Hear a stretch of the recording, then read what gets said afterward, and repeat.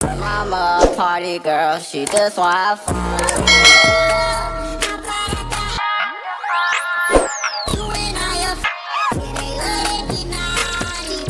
Kembali lagi dari kawasan Jalan Jenderal Sudirman nomor 219 Kota Padang Sidimpuan, dan tentunya masih bersama Sri pastinya di Formasi pukul 11 edisi 4 September 2020 tentunya di hari Jumat nih ya. Dan seperti yang sudah Sri sampaikan di sebelumnya ya, Formasi pukul 11 ini kita ada obsesi obrolan seputar Sakopa Islami. Dan di studio pada hari ini sudah hadir narasumber kita, ada Kak Elsa. Boleh kita sapa dulu. Assalamualaikum Kak Elsa. Ya, waalaikumsalam warahmatullahi wabarakatuh. Iya, gimana nih kabarnya pada hari ini? Alhamdulillah, luar biasa, harus semangat ya. Alhamdulillah. Oke deh, untuk tema kita pada hari ini di dakwah politis, solusi problematika umat saat ini. Iya, benar. Oke, untuk mempersingkat waktu nih Kak Elsa, boleh silahkan sampaikan tema kita pada siang hari ini. Siang. Masih siang kita ya. Iya. Oke, bismillahirrahmanirrahim. Assalamualaikum warahmatullahi wabarakatuh. Ya, innal hamdalillah nahmaduhu wa nasta'inuhu wa nastaghfiruhu wa na'udzu billahi min syururi anfusina wa min sayyiati a'malina may yahdihillahu fala mudhillalah wa may yudlil fala hadiyalah. Asyhadu an la ilaha illallah wa asyhadu anna Muhammadan abduhu wa rasuluh la nabiyya ba'da. Alhamdulillahirabbil alamin. Banyak syukur kepada Allah Subhanahu wa taala ya, atas izin Allah banyak sekali keberkahan yang insya Allah sama-sama kita dapatkan di Jumat ini ya, baik berupa nikmat fisik ya, alhamdulillah, kemudian juga kelapangan waktu sehingga masih bisa bergabung ataupun membersamai rekan Raudi Obsesi siang ini gitu ya. Salawat serta salam juga mari sama-sama kita sampaikan dengan bersalawat kepada Rasulullah. Allahumma sholli ala Muhammad wa ala ali Muhammad.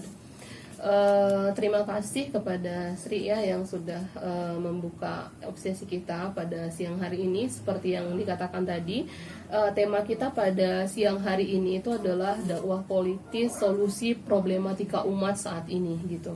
Nah, kalau kita lihat dari tema itu kan secara tersirat berarti memang kita harus sama-sama sepakat dulu kalau ternyata kita menghadapi banyak problematika gitu ya, sehingga kita membutuhkan solusi.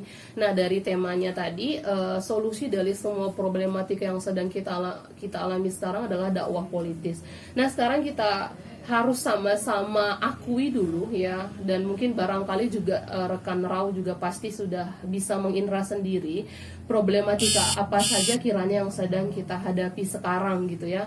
Dan problematika itu rasanya tak kunjung mendapatkan solusi, sehingga dengan kajian kita ataupun obsesi di siang ini, harapannya kita akan menemui titik terang sebenarnya apa yang akan menjadi solusi problematika umat saat ini gitu ya.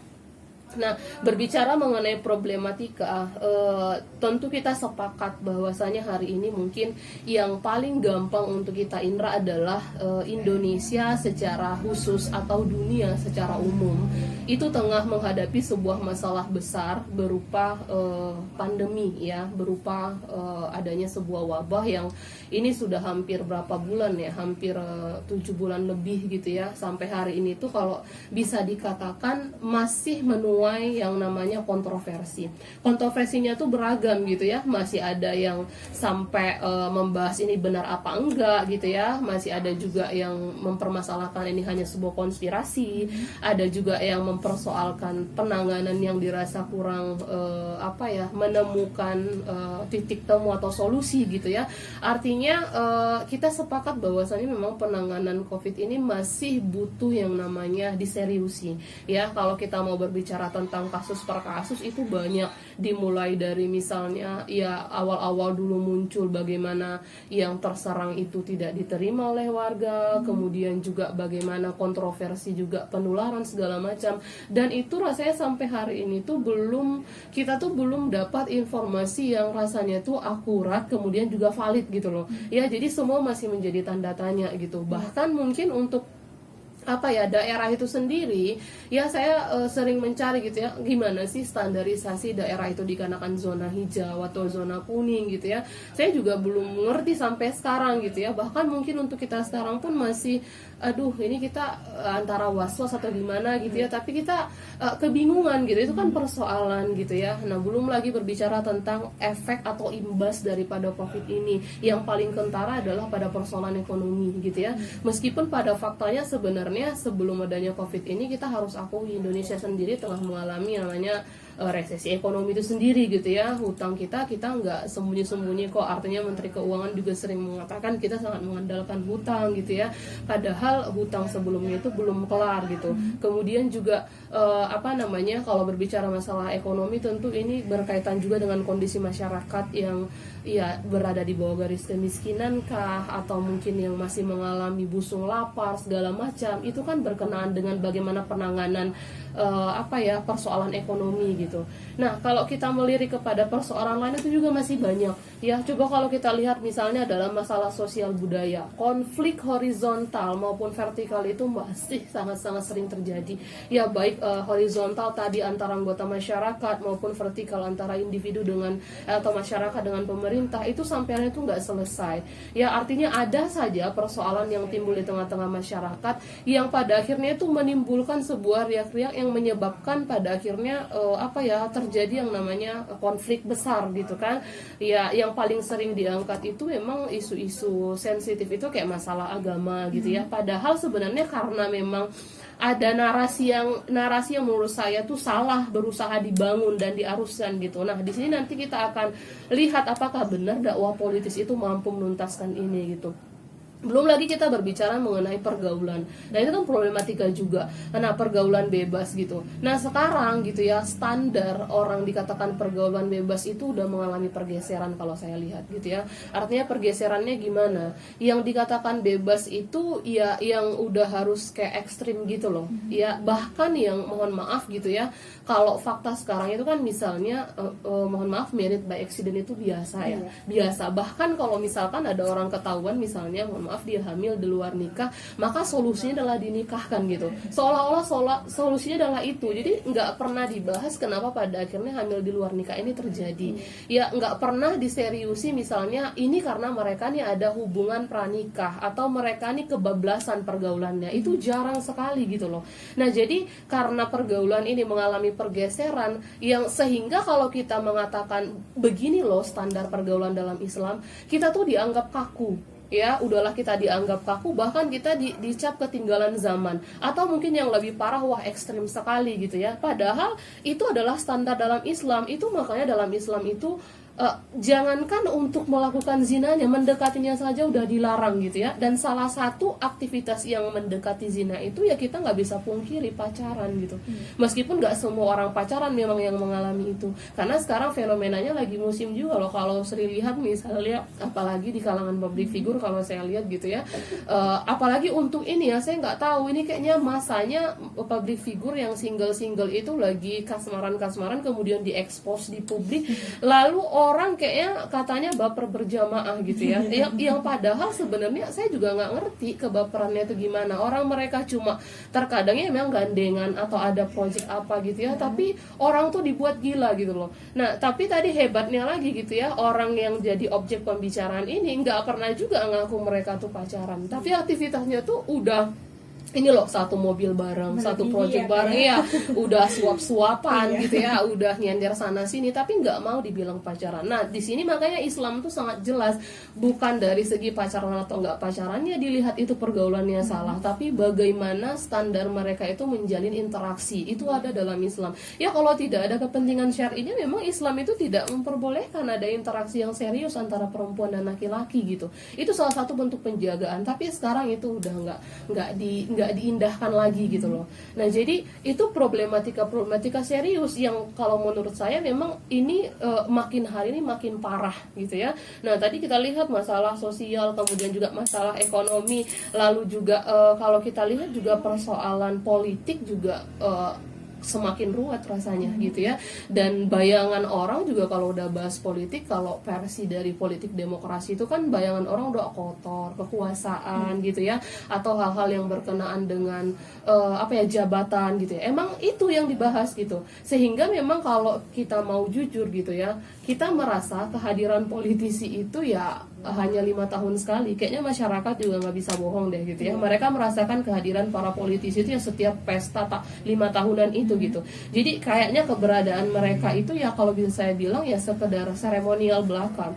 Nah jadi dengan kondisi masyarakat yang berada pada masalah yang banyak, jadi mereka juga jatuh kepada pasrah gitu loh. Jadi ada sebuah kaidah yang mengatakan daripada enggak sama sekali gitu ya. Jadi kan kebiasaan para politisi ini kalau mau misalnya berada pada kancah pertarungan nih, mau pemilu, ini berlomba-lomba kan, berlomba-lomba hadir di tengah masyarakat, ingin menyelesaikan persoalan masyarakat. Yang paling sering itu kasih bantuan gitu ya. Dan nanti nggak jadi rahasia umum juga pada saat mereka sudah berkuasa tiba-tiba ngilang gitu loh. Nah ini kan masalah juga gitu loh. Sementara kalau kita kaitkan dengan apa yang menjadi tugas ataupun apa yang menjadi fungsi dari penguasa itu sendiri kan melayani rakyat. Tapi tadi pelayanan mereka ya hanya sebatas pada saat mereka mau kontestasi politik saja. Nah jadi semua problematika ini rasanya nggak bisa kita diamkan begitu aja, karena rasanya itu berulang gitu ya, kemudian juga makin kesini tuh makin parah gitu, sehingga kita butuh yang namanya untuk berpikir. Jadi persoalan-persoalan tadi memang menstimulasi banyak orang atau kelompok untuk memang melakukan perubahan atau pergerakan. Tapi tadi perubahan dan pergerakan seperti apa yang pada akhirnya mampu menuntaskan itu, ini yang harus kita samakan persepsi. Nah jadi kalau dari tema kita tadi itu kan ya harus dakwah politis gitu. Nah dakwah politis ini seperti apa gitu ya, nanti kita bahas setelah ini sampai kepada apa keutamaannya, kemudian apa yang menjadi konsekuensi pada saat itu kita lakukan, dan yang paling parah kalau kita tinggalkan dakwah politis ini kita nasibnya gimana. Nanti kita bahas setelah ini. Oke deh, untuk rekan Raw yang mendengarkan kita pada siang hari ini, tentunya di edisi Jumat 4 September 2020, kita break dulu sebentar dan masih akan berlanjut lagi tentunya di tema dakwah politisi solusi problematika umat saat ini. Dan jangan kemana-mana, tetap stay tune in 105 FM, your lifestyle. Kembali lagi dari kawasan Jalan Jenderal Sudirman nomor 219 Kota Padang Sidimpuan, dan rekan Raw masih bersama saya Sri pastinya, dan juga narasumber kita yang sangat luar biasa pada siang hari ini. Tentunya seperti biasa kita ada di Obsesi, obrolan seputar Sakopa Islami dengan tema yang sangat menarik dan dibawakan oleh narasumber Kak Elsa, tema dakwah politisi solusi problematika umat saat ini. Dan untuk kamu yang ingin bertanya boleh pergunakan 082299996105. Oke, kita lanjut di segmen kedua ini untuk penyampaian tema kita pada siang hari ini. Oke. Baik, terima kasih Sri. Kita lanjutkan kembali rekan Raw. Tadi di segmen pertama kita sudah sama-sama membahas ya, artinya kita sama-sama menginra fakta yang sama ya, artinya problematika umat yang hari ini kita alami itu masih sebagian kecilnya loh. Itu hanya garis-garis besarnya saja yang saya bahas gitu ya, belum terlalu mendetail. Kalau kita detaili satu persatu itu banyak gitu ya. Lihat aja misalnya kalau misalnya kita buka stasiun televisi gitu ya, ada berapa banyak stasiun televisi nasional, coba lihat pasti ada berita setiap harinya, dan itu membahas tentang persoalan atau problematika yang dialami oleh negeri ini ya, baik itu persoalan yang sifatnya kriminal ataupun masalah-masalah kenegaraan itu ada gitu. Nah sekarang kan tadi kita gimana caranya supaya tidak terfokus atau meratapi persoalan itu, tapi kita bisa mendapatkan atau kita bisa menemukan solusi yang betul-betul mampu menuntaskan semuanya gitu ya, dengan syarat nanti adalah kita mau sama-sama menjalankan gitu. Nah jadi seperti tema kita kan dakwah politis adalah solusi problematika umat saat ini. Jadi kalau kita membahas tentang dakwah ini kan sebenarnya kalau sederhananya kan dakwah itu kan aktivitas menyeru ya, menyeru kepada kebaikan dan mencegah kepada yang mungkar. Dan sebenarnya kata dakwah ini juga kalau misalkan kita nggak betul-betul mempelajarinya dengan benar, seolah-olah memang dakwah ini adalah sebuah aktivitas khusus yang hanya dilakukan oleh kayak orang-orang yang berlabel ustadz gitu loh, kiai gitu ya. Misalnya kayak saya, misalnya orang kurang percaya gitu kalau misalkan dia dakwah gitu ya. Kenapa? Karena bukan ustazah gitu ya, nggak ada juga basic ilmu agama. Maksudnya tidak dari pendidikan formal, saya itu bukanlah yang misalnya dari pendidikan agama apa gitu ya. Saya hanya sarjana sains misalnya gitu. Nah ternyata kalau dalam Islam ya, dakwah itu kan dari kata yad'u, menyeru, itu bukan tidak aktivitas khusus gitu loh, bukan harus seorang ustadz, bukan harus ustazah atau kiai gitu loh. Jadi setiap muslim itu memang punya kewajiban untuk menyeru kepada kebaikan dan mencegah dari yang mungkar gitu. Nah sedangkan untuk persoalan yang kita alami sekarang, dakwah yang dimaksud untuk menyelesaikan problematika itu adalah harus dakwah politis. Nah sekarang dakwah politis itu apa sih ya? Kalau dalam bahasa Arab misalnya sering dikenal dengan dakwah sia-sia gitu ya. Dakwah politis itu kan artinya mengemban dakwah Islam melalui jalan politik, yaitu dengan apa? Dakwah dengan metode melakukan aktivitas politik atau amal siasi. Nah sekarang berarti yang perlu kita pahami, aktivitas politik itu seperti apa gitu ya. Jadi kita jangan dulu deh langsung membuat persepsi dalam benak kita politik itu seperti gambaran yang ada sekarang. Kenapa? Karena Islam sendiri juga punya makna tersendiri tentang politik gitu loh. Jadi kalau kita mau bahas politik itu jangan anti duluan dulu gitu loh. Seolah-olah kayaknya politik ini ya aduh malas banget nih, kayaknya persoalan terus yang dibahas, kemudian juga pasti identik dengan kekuasaan lah, jabatan, kemudian korupsi gitu ya. Enggak gitu ya, karena tadi Islam itu punya definisi khusus tentang itu. Jadi aktivitas politik itu kan segala aktivitas yang terkait dengan pengaturan urusan masyarakat. Ya, atau kalau dalam bahasa Arab itu adalah riayatus su'unil ummah. Jadi semua urusan yang berkenaan dengan urusan masyarakat itu disebut dengan siasa atau politik gitu. Nah, jadi di sini aktivitas politik itu adalah baik yang terkait dengan kekuasaan sebagai subjek yang menjalankan aktivitas politik itu secara langsung gitu ya. Bukan aktivitas politik, yang melakukan aktivitas pengaturan urusan kepada masyarakat secara langsung, ataupun tadi terkait dengan umat itu sebagai objek yang melakukan pengawasan atau muhasabah terhadap aktivitas kekuasaan dalam mengatur urusan masyarakat gitu. Nah jadi dakwah politik di sini adalah bukan dakwah sebagai aktivitas kekuasaan gitu, tetapi adalah aktivitas masyarakat, khususnya ini adalah yang dilakukan oleh kelompok gitu ya, yang terdapat di tengah-tengah masyarakat, yang tadi mereka punya tujuan untuk merubah keadaan ini agar sesuai dengan idealnya itu seperti apa sih seharusnya gitu. Karena kalau kita boleh jujur, keadaan sekarang itu kan bukan keadaan terbaik sebenarnya buat kita ya, baik manusia secara umum maupun kaum muslimin itu secara khusus gitu. Nah jadi aktivitas politik ini sederhananya itu adalah yang dilakukan oleh kelompok-kelompok gitu ya. Ini adalah berkaitan dengan muhasabah atau amar ma'ruf nahi mungkar. Ya terhadap apa? Ya terhadap kekuasaan.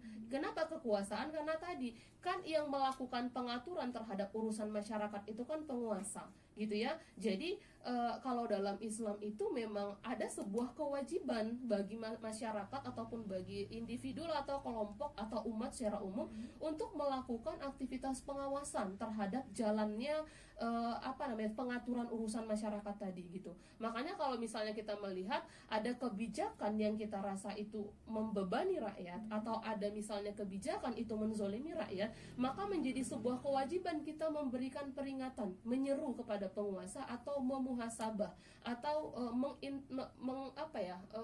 mengevaluasi lah bahasa sederhananya gitu.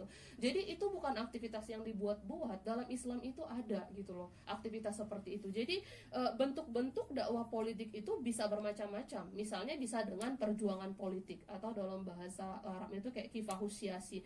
Jadi perjuangan politik itu tadi seperti yang saya katakan bisa dengan mengkritik kebijakan penguasa. Jadi mengkritiknya itu juga nggak serampangan ya. Artinya memang kita mengkritik karena memang kita lihat ada sebuah kezoliman misalnya. Misalnya sederhananya gini,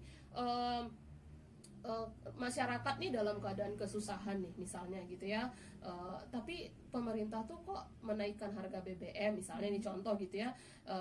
Ini kita rasa adalah sebuah bentuk aktivitas yang menzolimi masyarakat, karena kan masyarakat butuh tapi kenapa dinaikkan. Nah ini kita boleh kritik ya, dengan apa ya, dengan misalnya kita mampu menjelaskan terus gimana seharusnya, solusinya seperti apa. Nah ini yang harus dilakukan, termasuk terhadap persoalan-persoalan yang tadi misalnya pergaulan bebas itu merajalela gitu. Jadi orang yang dakwah politik itu dia tuh nggak asal loh. Jadi dia gini, dia akan mampu mempertanggungjawabkan apa yang dia sampaikan karena dia menawarkan solusi di sini.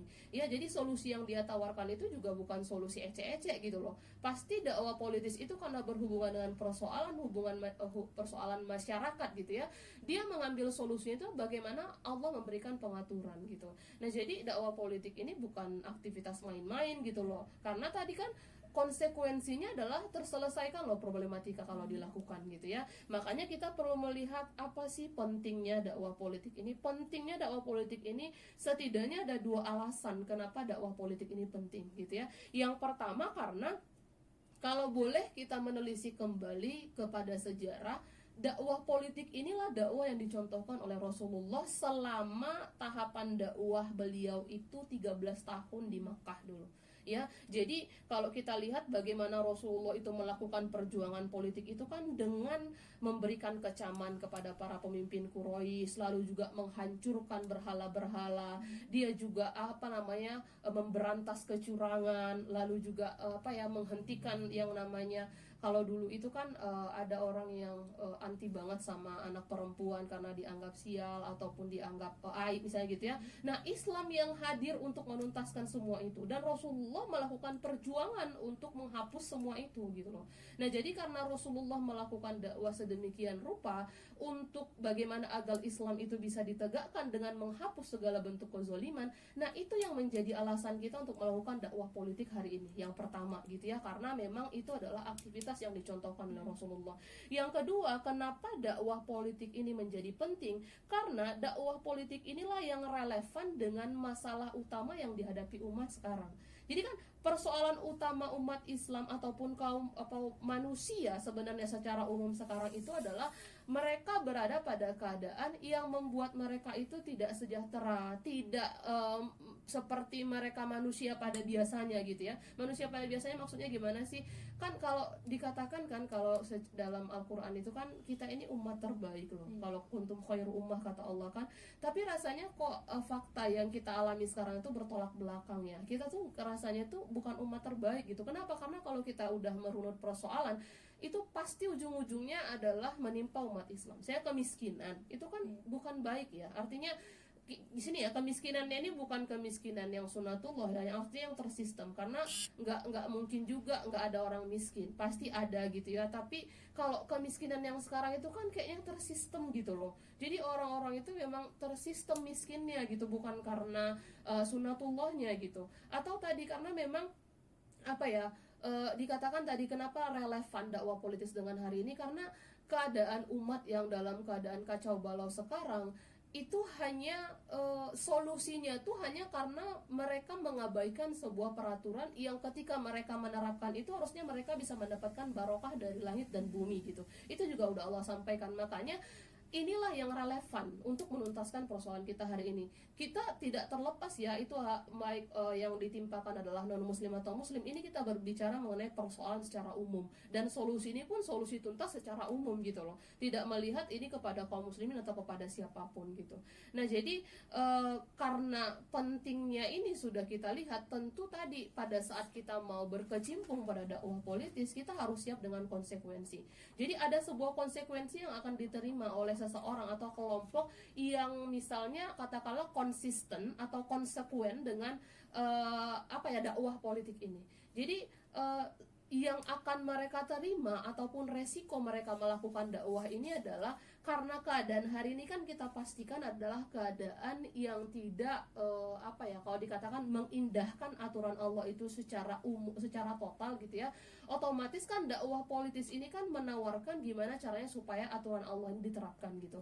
Nah, akan ada perlawanan gitu loh. Akan ada pergesekan. Jadi orang-orang yang konsisten dengan dakwah politis ini harus siap dengan yang namanya perlawanan, baik itu dari penguasa maupun kelompok-kelompok lain gitu.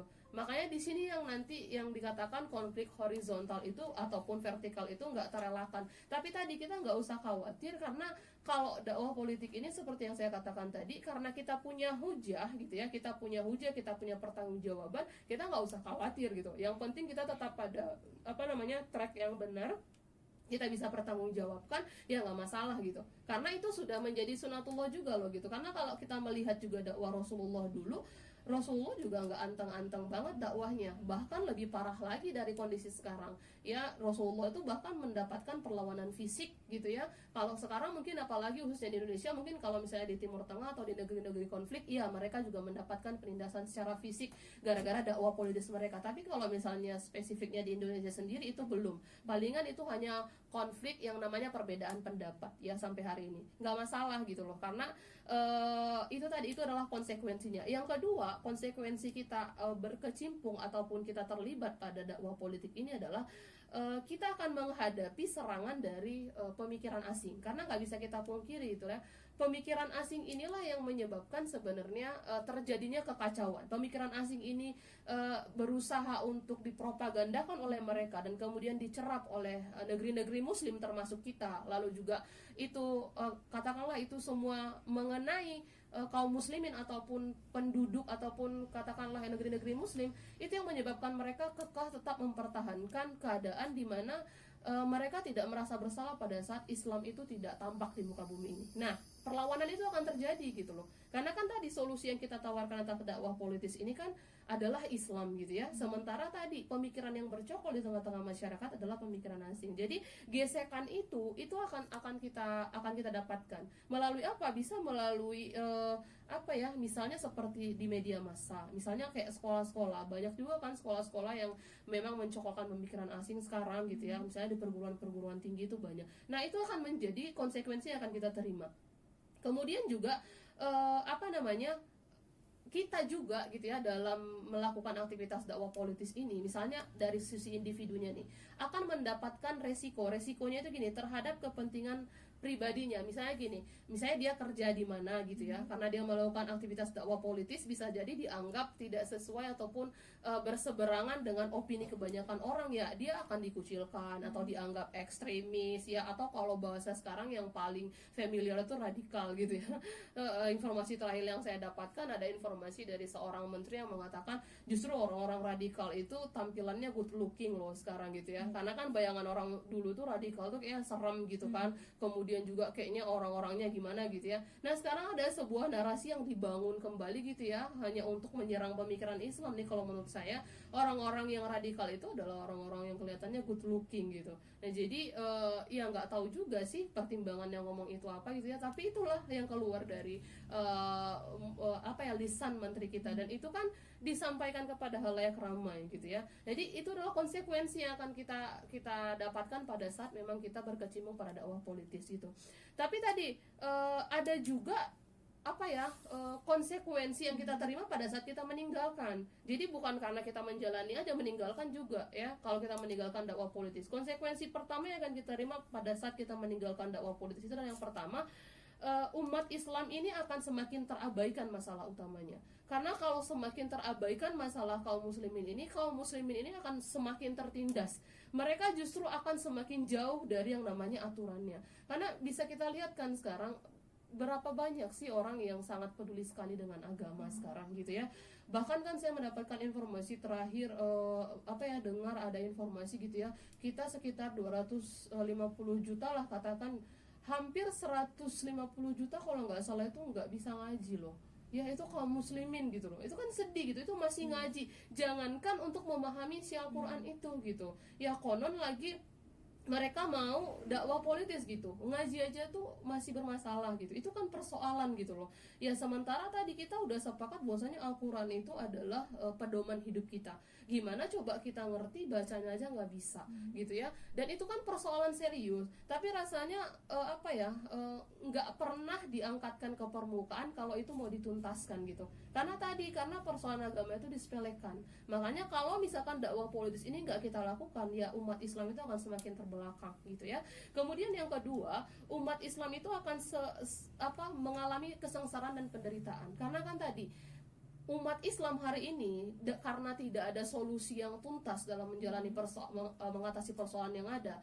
kan mengalami kesengsaraan kan. Seperti yang saya katakan tadi, yang miskin itu kaum muslimin gitu ya, yang banyak hutang itu kaum muslimin, kemudian juga yang nggak bisa menutup aurat sempurna itu kaum muslimin, yang terjebak kepada pergaulan bebas itu kaum muslimin, yang narkobaan itu kaum muslimin. Coba derita apa lagi yang nggak dipunya oleh kaum muslimin akibat mereka tidak dituntaskan persoalannya karena nggak ada solusi ya. Makanya tadi kenapa terjadi kemiskinan itu karena ekonominya tadi yang bermasalah. Kenapa ekonominya bermasalah? Padahal kan negaranya kaya nih, ya sumber daya alam melimpah ruah. Kenapa bisa ngutang terus? Nah, dakwah politis ini yang akan menjawab semua itu. Kenapa? Karena tadi itu semua berkenaan dengan pengurusan masyarakat dan Islam punya solusi tentang itu. Makanya kalau kita mau membahas setiapnya satu persatu, misalnya gitu ya, bisa kita tuntaskan sebenarnya dalam satu kajian obsesi aja kayaknya kurang kalau kita mau bahas persoalan ekonomi kemudian solusinya Islam itu gimana.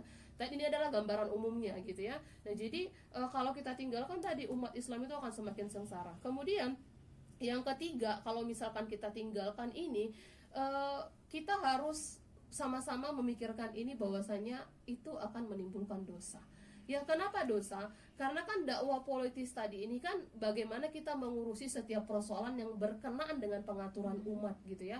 Nah kalau pengaturan umat ini tidak dilakukan atau tidak diselesaikan sesuai dengan aturan yang ada dan kita membiarkan, wah kita yang berdosa. Ya sudahlah kita menderita, berdosa lagi gitu ya. Nah jadi jadi kita harus sama-sama bukan lagi ini aktivitas dari kelompok ini kelompok itu gitu ya. Jadi sekarang itu adalah harus kaum muslimin itu secara bersama-sama melakukan aktivitas dakwah politis ini agar persoalan yang dialami oleh umat hari ini itu bisa kita tuntaskan. Nanti kan rinciannya ada ya. Ini hanya gambaran umumnya saja karena kita nggak bisa bahas di sini satu persatu gitu ya.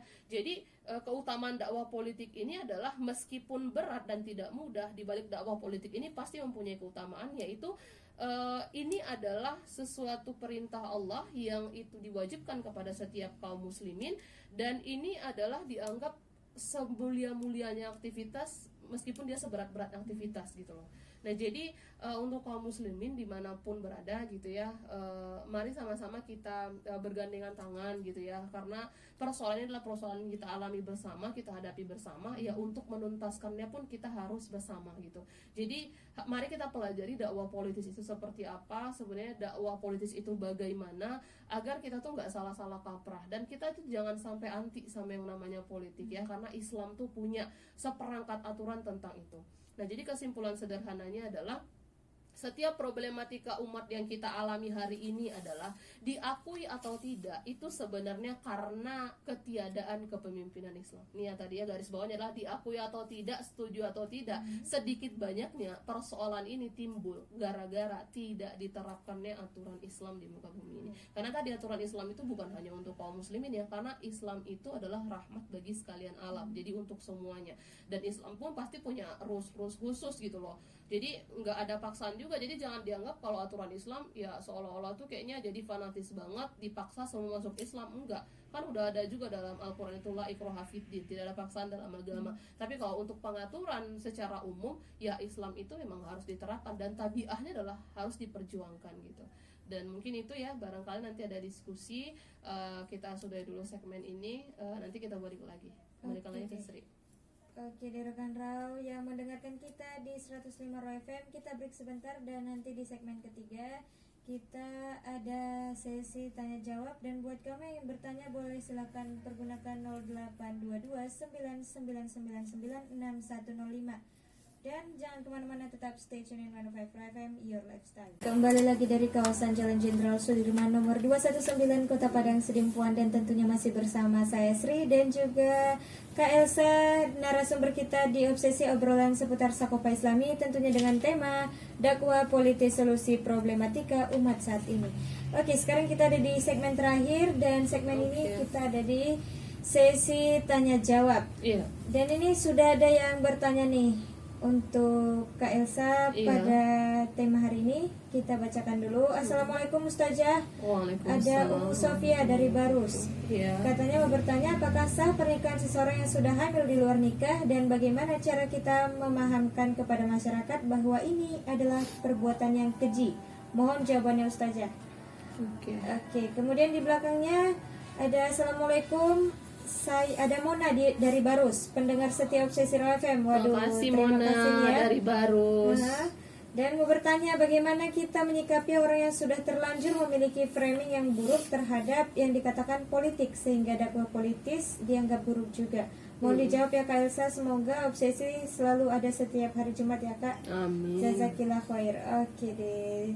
Doakan semoga kita selalu sehat selalu ya agar dapat mengisi Obsesi di Studio Raw FM. Iya, amin. Dan di belakangnya kita cek kembali. Assalamualaikum Kak, ada Bahria dari Barus juga. Iya, assalamualaikum Seperti Bahria. yang sudah Kakak paparkan tadi, makin maraknya pergaulan bebas yang terjadi dan itu terjadi salah satunya karena kurangnya perhatian pemerintah. Tetapi ada yang beranggapan bahwa itu hanya kesalahan mutlak dari individunya karena kurangnya pemahaman tauhidnya.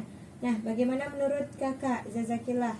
Oke deh, nanti akan dijawab oleh Kak Elsa pastinya ya.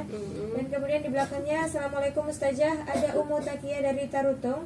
Mau bertanya gimana pendapat Ustazah jika ada muslim yang membenci muslim lainnya yang melakukan dakwah politis sampai yang berdakwah didiskriminalisasi, apa yang harus kita lakukan? Iya. Oke. Semakin ke atas semakin berat nih Ustazah. Enggak apa-apa. Assalamualaikum warahmatullahi wabarakatuh. Alhamdulillah luar biasa sekali materinya. Ada Afiza dari Padang Sidimpuan katanya mau bertanya gimana caranya kita memilih jamaah dakwah politis yang sahih karena sekarang kita lihat banyak jamaah dakwah. Syukur. Oke, kemudian ada siapa lagi nih? Assalamualaikum Kak, ada Lastri mau bertanya apa contoh dakwah politis yang dilakukan oleh Rasulullah? Singkat, tepat dan padat saja. Iya. Dan kemudian Assalamualaikum, ada Bu Sani Fatimah dari Losong Batu. Karena ini dia sedikit cerita nih. Karena ada bantuan COVID dari pemerintah, masyarakat merasa lebih baik sehingga ketika kita sampaikan dakwah mereka malas mikir. Belum karena kemiskinan, kesibukan mencari penghasilan, seolah-olah dakwah itu mengganggu aktivitas mereka. Dan kalaupun mau mengkaji Islam, itu sulit dari segi waktu. Bagaimana Ustazah menanggapi hal ini? Oke, terima kasih. Dan kemudian ada siapa lagi nih? Assalamualaikum Ustazah, sekarang ini banyak materi-materi dakwah seputar akhlak, ibadah, rumah tangga, dan dilihat banyak yang menyukai tema seperti ini dengan alasan materinya mudah dipahami. Bagaimana menurut Ustazah kondisi seperti itu? Oke, dan di belakangnya ada siapa lagi? Assalamualaikum Kak pemateri dan Kak penyiar yang dirahmati Allah. Alhamdulillah. Waalaikumsalam warahmatullahi wabarakatuh. Saya ada Arifah dari Barus juga. Waduh, rata-rata warga Barus nih ya. Banyak nih Barus. Oke deh, Keren selamat Barus. siang untuk warga Barus ya. Semoga apapun yang dilakukan pada hari ini diberkahi oleh Allah Subhanahu wa Amin, taala. amin. Pertanyaannya, bagaimana cara kita menyikapi terhadap aksi para penguasa yang tidak menyukai dakwah politik Islam, yang terkesan menentang atau memusuhi politik Islam? Oke deh, itu dia. Dan yang terakhir, Assalamualaikum Ustazah, bagaimana tips mudahnya agar kita tertarik menjadi seorang politisi yang bisa berpikir cepat agar kita dengan cepat menganalisis pemikiran bejat sistem demokrasi yang zalim ini? Dari Wah, Ummu luar Hafizah. biasa. Oke deh, dengan kata-kata bejat kita sedikit agak Shock ya. iya. Tapi mungkin ya memang faktanya begitu kali ya. Iya benar Ustazah, boleh disampaikan. Oke, ya mohon maaf ya ini mungkin kita jawabnya nggak satu-satu ya karena waktu kita terbatas. Iya, Rekan benar. Rau, terima kasih sekali atas atensi dan juga keterlibatan atau kontribusinya. Baiklah, sebenarnya kalau secara umum apa yang ditanyakan ini tadi ada sih dalam materi saya gitu ya, cuma mungkin pengen dipersingkat aja kali ya. Nah jadi kalau ditanya tadi saya akan membuat tidak jawab berurutan ya karena pengen membuat kayak satu kesatuan gitu loh gitu ya. Jadi kalau ditanya seperti apa sih mengubah frame orang yang misalnya sudah terlanjur menganggap politik ini buruk?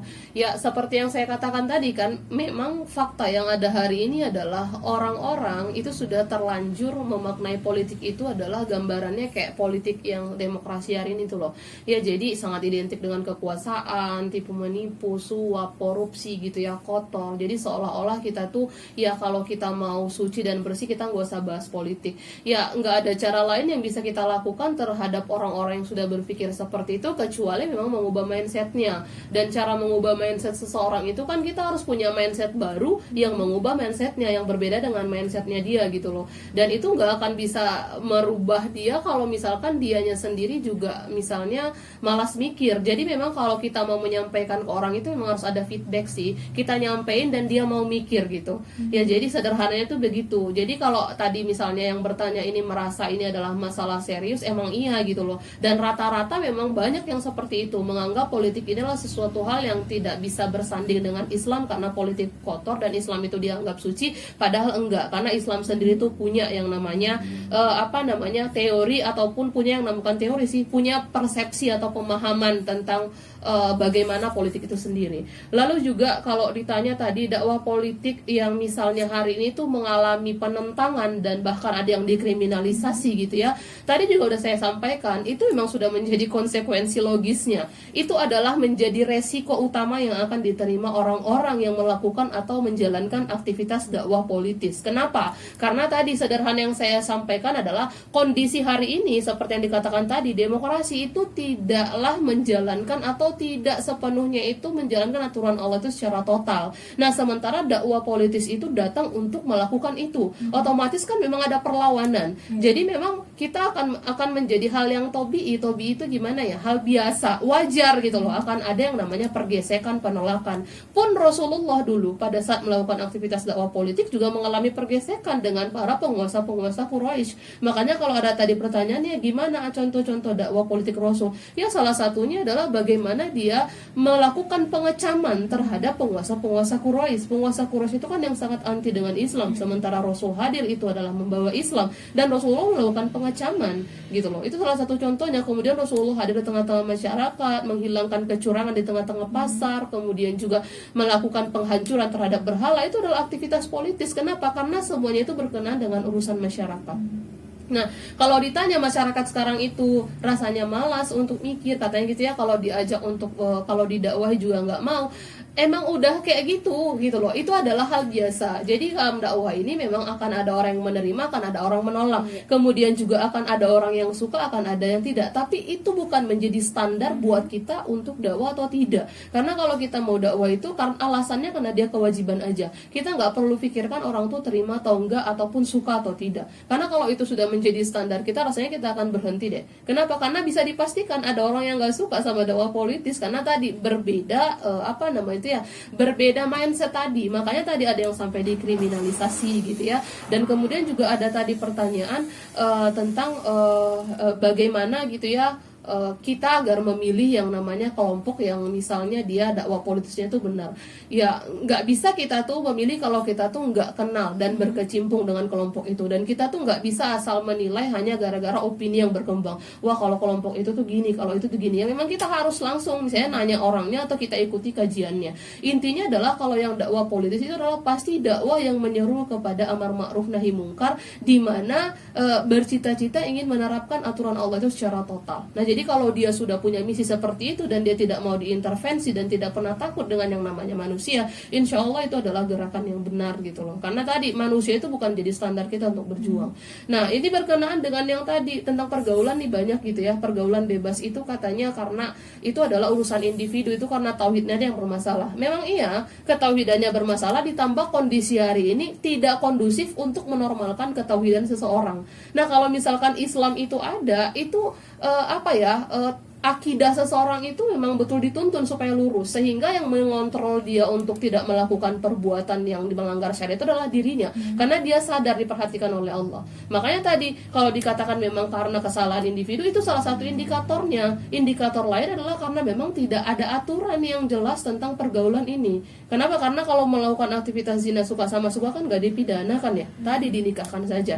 Makanya kalau ada yang nanya sah nggak pernikahannya kalau dia hamil 2 nikah, sebenarnya ada perbedaan pendapat ya. Ada yang bilang bilang ada yang haram, ada yang mubah. Nanti kita ada masalah fikih nanti mungkin nggak sempat kita jelaskan di sini. Tapi yang paling penting itu adalah yang harus kita bahas bukan fokus ke situnya, kita harus bahas kenapa itu bisa terjadi supaya nggak terjadi lagi kepada kasus-kasus berikutnya. Itu bisa terjadi kan karena tadi tidak ada pengaturan yang jelas tentang pergaulan. Nah, kalaupun mereka misalnya tadi married by accident, ya udah married aja, nggak ada aturan yang tegas. Padahal kan dalam Islam kalau dia misalnya zina, dia belum nikah, dia dicambuk 100 kali. Kalau dia sudah nikah, dia dirajam sampai mati. Nah, kalau misalkan itu diterapkan, ada nggak orang yang berani zina? Kayaknya enggak. Dan kemudian juga kenapa terjadi zina itu kan karena tempat-tempat zina itu banyak kan difasilitasi dan iya tersedia gitu ya. Nah, dalam Islam itu nggak akan dibiarkan misalnya kafe-kafe remang-remang atau tempat-tempat tertentu gitu ya. Nah, jadi sederhananya gitu. Jadi kalau ada ditanya, jadi tipsnya gimana caranya supaya kita itu suka terhadap dakwah politis? Ya nggak bisa kalau kita itu nggak mengkaji Islam, itu yang pertama. Kedua, kita itu sensitif terhadap fakta. Kita harus ngikutin memang fakta yang ada. Kenapa? Karena fakta ini yang akan menstimulasi kita berpikir, ini gimana ya, sesuai nggak dengan Islam atau enggak gitu kan? Karena tadi supaya itu yang memantik kita untuk berpikir gitu loh.